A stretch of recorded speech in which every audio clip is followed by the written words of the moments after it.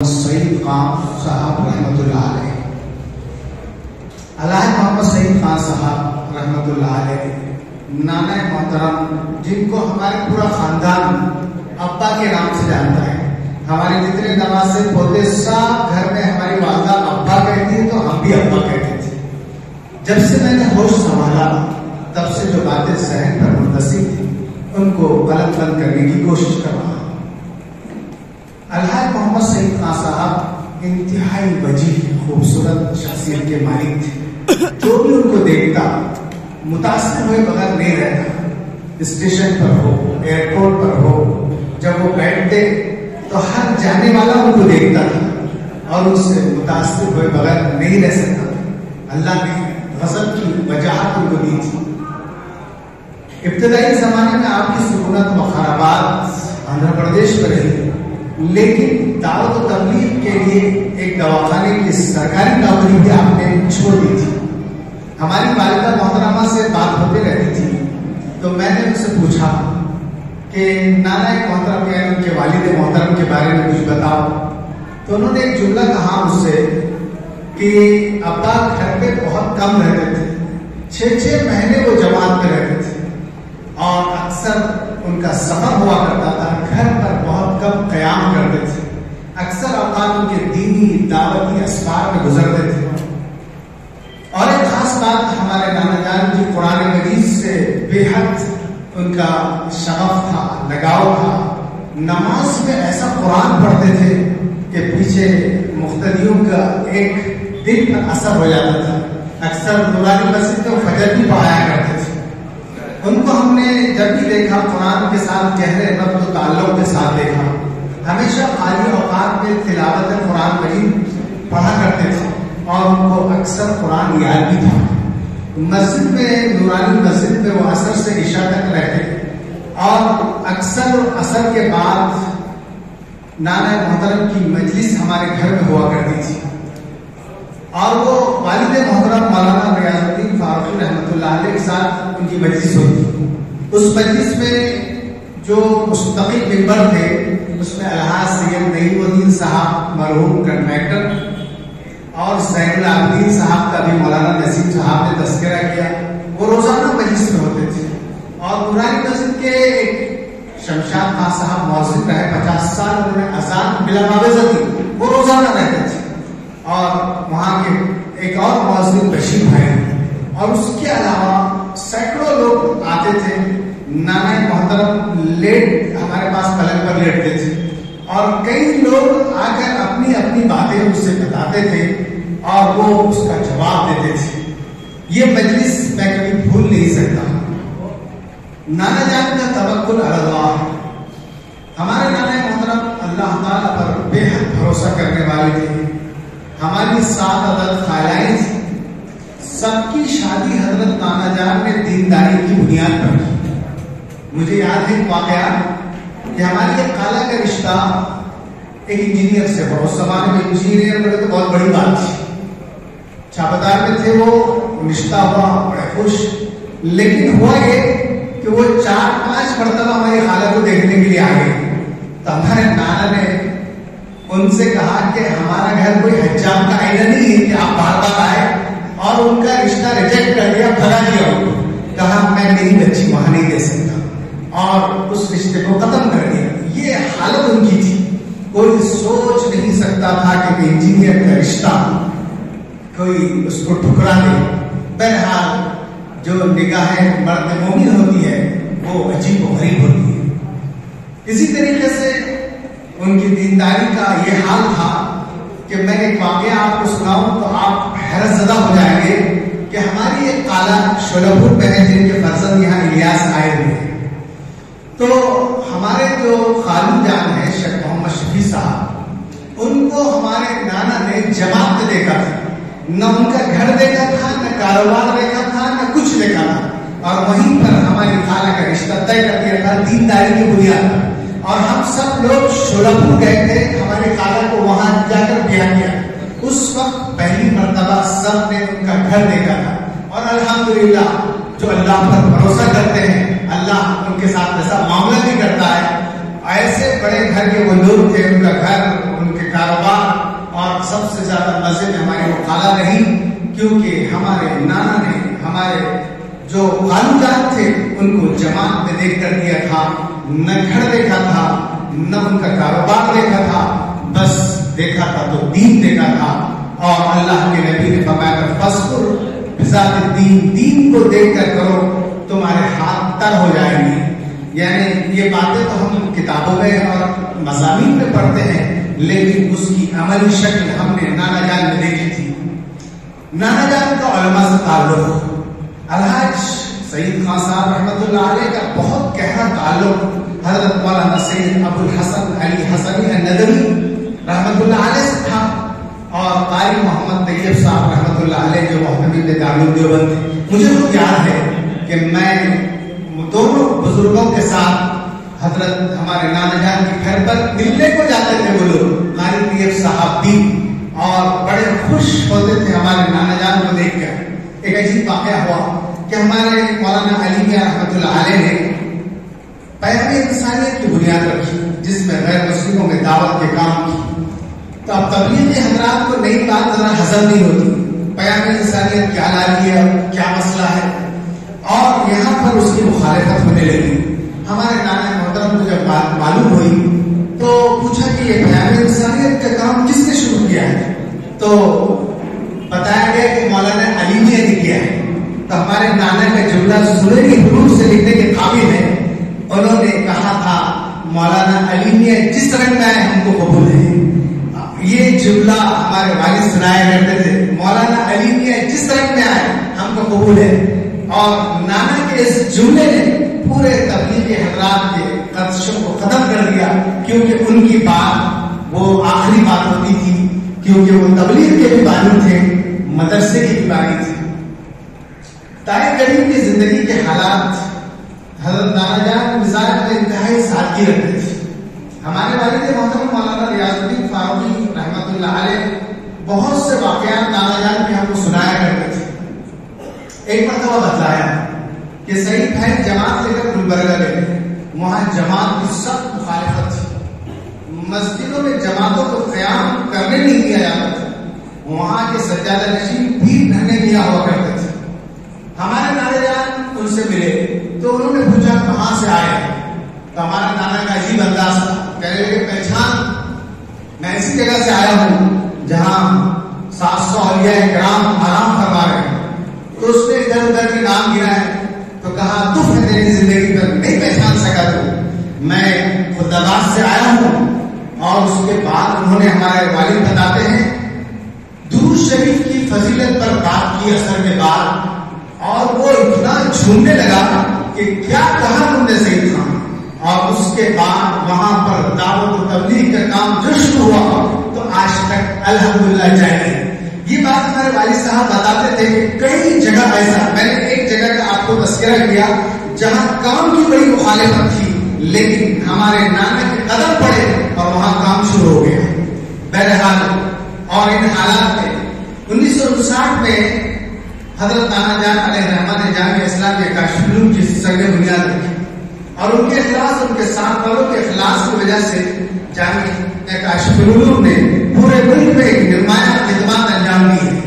جامعہ اسلامیہ کاشف العلوم کی جس وقت بنیاد ڈالی گئی اس وقت حالات ناگفتہ نہیں تھے، سخت تنگی کا زمانہ تھا۔ ابھی مولانا بتا رہے تھے سینکڑوں پر غلہ جمع کیا جاتا تھا، اس پر ستم پہ ستم یہ کہ لوگوں کی مخالفت تھی، لیکن علامہ اقبال کے یہ شعر، ہوا ہے وہ تند و تیز لیکن چراغ اپنا جلا رہا ہے، ہوا ہے وہ تند و تیز لیکن چراغ اپنا جلا رہا ہے، وہ مرد درویش جنہیں ہم نے دیے ہیں انداز مسلمانہ۔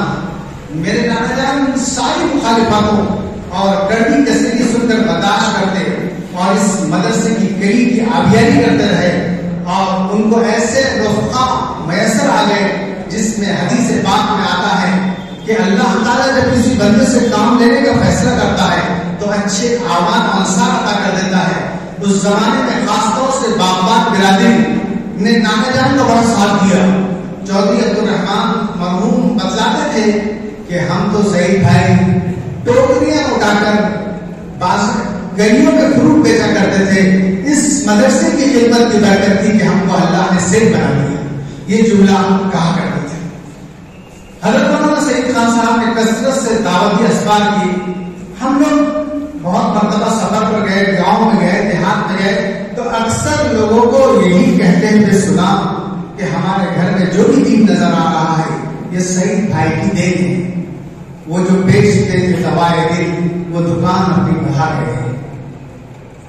بھوکردن کا سفر, والد محترم نے ہمیں ایک واقعہ بتایا تھا کہ بھوکردن کے ایک صاحب جو بھٹن سیٹ کے نام سے مشہور ہے, جس کا تذکرہ ابھی حضرت مولانا نصیر الدین صاحب مفتاحی نے بھی کیا ہے, کہ ایک مرتبہ نانا جان وہاں جماعت لے کر گئے.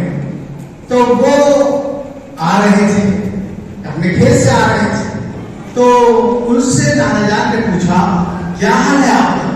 تو کہا حال بہت برا ہے سعید بھائی, بہت تنگی چل رہی. ایک بھینس کی کوٹی بیچ کر میں لایا ہوں تاکہ میرے گھر کے خرچ چل جائے.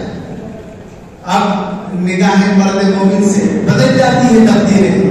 ہمارے نانا نے ان سے کہا چلو ٹکن سے جماعت میں چلو, پیسے ویسے لو, یہ بات میں دیکھیں گے اللہ کر دے گا. ان کو وہیں سے جس پر ہاتھ رکھتے تھے نانا وہ نہیں بولتا تھا, ان کو لے کر جماعت میں چلے گئے. اور ان کا خود بیان 40 دن جماعت میں گئے اتنے حالات میں, اور اس کے بعد انہوں نے خود ہم کو سنایا یہ بات کہ سعید بھائی کی برکت سے بھٹن سے بھوکردن کے سب سے مالدار تاجر بن گئے. تو جو مشکلات میں کام کرتا ہے اللہ تعالیٰ اس کے لیے راستے کھول دیتا ہے. من جاہد فینا لنہدینہم سبلنا, جو ہمارے راستے کی محنت کرتا ہے ہم ان کے لیے راستے کھول دیتے ہیں. بیرون کے اسفار, حضرت مولانا سعید خان صاحب نے 3 حج فرمائے. پہلا حج پانی کے جہاز سے کیا تھا اور بقیہ 2 حج ہوائی جہاز سے. اور یہ سفر بھی ان کے دعوتی سفر تھے. وہاں کئی دن قیام رہا. لندن, فرانس اور دیگر یورپین ممالک میں بھی ان کے اسباب اور بہترین انگریزی بولتے تھے. وہ انگریزی میں بڑی مہارت تھی. ایک مرتبہ ہمارے نانا نے والد صاحب کو سنایا تھا کہ لندن کی ایک مسجد میں قیام تھا, سردی کا زمانہ تھا وہاں بہت زیادہ. تو ہمارے نانا کو فالج کا اٹیک ہوا وہاں. تو اس زمانے کی ترقی بتاتے تھے ہمارے نانا کہ مسجد سے ہاسپٹل کو فون کیا گیا کہ یہاں ایک پیشنٹ ہے, فالج کا اثر ہوا ہے. ڈاکٹر فوراً کراچ سے آیا اپنی, اور مسجد میں آ کر نانا محترم کو انجیکشن دیا اور کہا آپ تھوڑی دیر میں ٹھیک ہو جائیں گے, اور رکا بھی نہیں, چلا گیا. ہمارے نانا کا بیان ہے کہ تھوڑی دیر میں مجھے ایسا لگا کہ کچھ ہوا ہی نہیں تھا. یعنی اس زمانے کی وہاں کی ترقی کا تذکرہ وہ فرماتے تھے. بہرحال توکل کی ایک اور مثال میں نے, کیونکہ میں نے بہت شارٹ کیا ہے, بہت باتیں تھی لیکن سفینہ چاہیے اس بے قرار کے لیے. ایک مرتبہ ہمارے ماموں جان نے نانا سے کہا کہ میں ملازمت کے لیے سعودی عرب جاتا ہوں. ہمارے ماموں ایک ہے, 7 خالہ ہیں, اس لیے وہ کوئی جانے نہیں دی. تو انہوں نے کہا یہاں کچھ حالات ٹھیک نہیں تھے, تو ایسا آفر آیا تھا ان کو کہ میں سعودی عرب چلا جاتا ہوں. نانا سے کہا ان کا جملہ سنیے اور اس کو سنے کی درود پر لکھ لیجیے, دل کی تختیوں میں نوٹ کر لیجیے کہ انہوں نے ہمارے ماموں کو کیا جملہ کہا تھا. کہا بیٹا اگر ہندوستان کا خدا اور ہے اور سعودی عرب کا خدا اور ہے تو تم چلے جاؤ. رزق دینے والا تو اللہ ہے, جو ہندوستان کا ہے وہ سعودیہ کا بھی ہے, اور جو سعودیہ کا ہے وہ ہندوستان کا بھی ہے. یہ جملہ ان کا تاریخ میں لکھا جانے کے قابل ہے. کیا کیا باتیں میں آپ کو بتاؤں, کیونکہ یہاں مولانا علیم صاحب کے بیٹھے ہی پابندی لگا دی کہ زیادہ نہیں بولنا ہے, لیکن میں نے بہت شارٹ کر دیا ہے, اور یہ اتنا تو میں پڑھ کر ہی جاؤں, ہو گیا تھوڑا سا رہ گیا.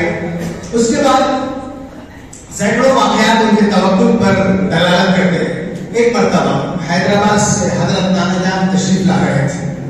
اپنی بیٹی کے لیے کچھ سامان شادی کا لیا تھا انہوں نے, اور ناندیڑ کے اسٹیشن پر ایک صاحب چڑھے اور کہا کہ سعید بھائی میری بیٹی کی شادی ہے, میرے پاس کچھ بھی نہیں. دیکھیے آپ, لن تنالوا البر حتى تنفقوا مما تحبون, تم نیکی کو پا نہیں سکتے جب تک کہ اپنی چہیتی چیز قربان نہ کر دو. قرآن کہتا ہے, اس کی عملی تصویر ہمارے نانا, وہ جو سامان انہوں نے لایا تھا اپنی بیٹی کے جہیز کے لیے, وہ پورا سامان ان صاحب کو دے دیا، یہاں تک کہ ہاتھ پر ایک صاحب نے راڈو گھڑی تھی جس زمانے کی نہیں تھی، نانا کو ہدیہ دی تھی، وہ گھڑی اتار کر ان کو دے دی انہوں نے۔ اللہ تعالیٰ ان کی قبر کو منور فرمائے۔ ایسا لگتا ہے ہم کوئی افسانہ سن رہے ہیں، لیکن یہ افسانہ نہیں، حقیقت ہے۔ اور اس کے ساتھ ہمارے نانا کا تعلق میرے والد مولانا ریاض الدین فاروقی سے بہت گہرا تھا۔ ان کی نگاہ جوہر شناس نے والد صاحب رحمۃ اللہ علیہ کو جامعہ کی نظامت میں سپرد فرمائی تھی۔ ان کے سفری دور میں جامعہ میں دن دوگنی رات چوگنی ترقی فرمائی، اور بڑا ساتھ رہا نانا کا اور والد صاحب کا، یہاں تک کہ دونوں ساتھ ہی آرام کر رہے ہیں، دونوں کی قبریں بھی لگی ہوئی ہیں اور ساتھ میں آرام فرما رہے ہیں۔ اور مجھے یاد ہے کہ جامع مسجد میں ہمارے نانا کا خطاب، جب بھی وہ یہاں رہتے تھے تو کسی کا خطاب نہیں ہوتا تھا، صرف اور صرف سعید خان صاحب کا خطاب جامع مسجد سے ہوتا تھا۔ لیکن میں آپ کو ایک بات بتاؤں، جو پیشہ ور خطیب ہوتے ہیں، جو تقریر کرتے ہیں، میرے نانا کی تقریر کبھی ریپیٹ نہیں ہوگی، ہر بار ایک نئی بات الہامی کرتے تھے، اور ایسا محسوس ہوتا تھا کہ اللہ کی جانب سے القاء ہو رہا ہے۔ ہر بات قرآن کی اور اس کی وجہ کے ساتھ کہتے تھے۔ آخر میں سن 1984 میں میری نانی کا انتقال ہوا۔ دونوں میاں بیوی میں بے پناہ ہم آہنگی تھی، دونوں ایک ہی بات کرتے تھے، کبھی دونوں میں مخالفت اور تضاد نہیں ہوا۔ میری نانی جان صبر و شکر کی عظیم پیکر تھی، اور میں تو یہ کہتا ہوں کہ ہمارے نانا جان کی کامیابی کا راز ہماری نانی کی قربانیاں ہیں۔ یہ اتنے سفر پر رہتے تھے، اگر نانی گھر کے حالات کو ایسا 6 مہینے وہ سفر پر رہتے اور گھر کے حالات وہ نہ سنبھالتی تو شاید وہ سفر اتنے نہ کر سکتے جیسے حضرت خدیجہ نے محمد رسول اللہ صلی اللہ علیہ وسلم کا ساتھ دیا تھا، ویسے ہماری نانی عابدہ ان کا نام تھا، اور وہ عابدہ زاہدہ تھی، بڑی دیندار تھی۔ ہم جب ان کے گھر جاتے تھے تو ہمیشہ ہم کو پیسے دیتے تھے، اور میری بہن ان کا انتقال ہو گیا اسما، ہم دونوں برابر جاتے تھے، وہ ریڈیو سنتے تھے BBC، اور ہم کو ایک پراٹھا اور ملائی والی چائے وہاں ملتی تھی، اچھے سے ہمیں یاد ہے۔ اور ان کا جو ہے 1984 میں انتقال ہوا۔ اور ایک بات، ان کا انتقال رات میں ہوا، ہماری شولاپور والی خالہ نے فون کیا کہ میں نکل چکی ہوں، مجھے دیدار کرنا ہے، لیکن میرے نانا نے کہا نہیں، میں رات ہی میں تدفین کروں گا، کیونکہ حدیث میں آتا ہے کہ 3 چیزوں میں نصیحت کرو۔ رات میں ہی تدفین کر دی گئی، میری خالہ کے آنے کا انتظار نہیں کیا گیا، اور انہوں نے ان کی تدفین فرما دی۔ حضرت نانا جان کا سفر آخرت، ابتدائی زمانے میں ناندیڑ کے دعوت کے سفر پر تھے آپ، وہیں پر آپ کو بیماری کا حملہ ہوا اور ایمبولینس کے ذریعے آپ اورنگاباد آئے گئے۔ ڈاکٹر عزیز قادری صاحب کے پاس علاج رہے، ڈاکٹر صاحب MBBS ہیں، علاج وہ کرتے تھے گھر پر آ کر، اور دیکھیے آپ اللہ والوں کی موت بھی اللہ کے راستے میں، مطلب ان کی بیماری کا سلسلہ دعوت کے کام اور تبلیغ کے راستے میں بیماری شروع ہوئی تھی۔ راہ خدا کا مرد مجاہد چلا گیا، عزم و جلال کا خالق چلا گیا، روتی سر جگہ کے عابد چلا گیا، دنیا سے رخ پھیر کے زاہد چلا گیا۔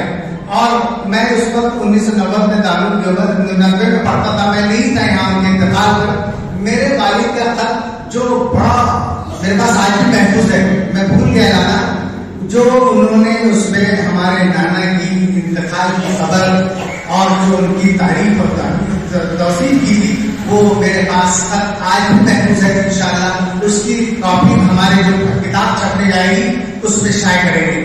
اب آخر میں 2 جملوں میں اپنا بات ختم کرتا ہوں کہ اس سیمینار کا مقصد، اس سیمینار میں جو لوگ آئے، جامعہ کے طلبا، مولانا سعید خان صاحب کا یہ پیغام آپ کو لے کر جانا ہے کہ انہوں نے حق کے راستے میں کبھی لوبت لائن کی پرواہ نہیں کی، اور پوری دنیا ناراض ہو جائے لیکن اللہ ناراض نہ ہو۔ لا طاعت لمخلوق فی معصیۃ الخالق کا وہ پیکر تھے، پوری دنیا ناراض ہو جائے اللہ ناراض نہ ہو، اور انہوں نے اس زمانے کے حالات میں کام کیا۔